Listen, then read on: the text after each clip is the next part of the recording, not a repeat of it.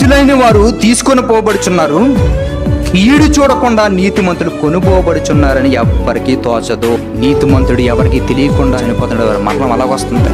చనిపోయినటువంటి మనిషి ఆ తక్కువ వయసులో ఎందుకు చనిపోడైనా ఆలోచిస్తున్నా కానీ ఆ చనిపోయిన వ్యక్తి ఎందుకు చనిపోడైనా మాత్రం ఆలోచించలేదు. ఎందుకు చనిపోయాడు? కీడుని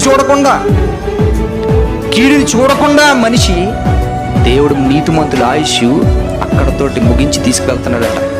ఈ భూమి మీద ఒక మనిషి నీతిగా బ్రతకాలంటే ఎవడన్నా బ్రతకనిస్తాడా?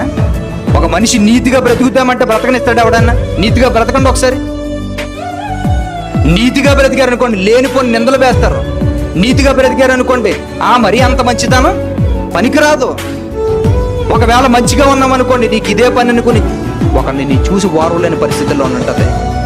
నీతిమంతుడు ఎందుకు మరణిస్తున్నాడంటే అంటున్నాడు, కుళ్ళు చూడకుండా తీసుకువెళ్ళిపోతున్నాడు.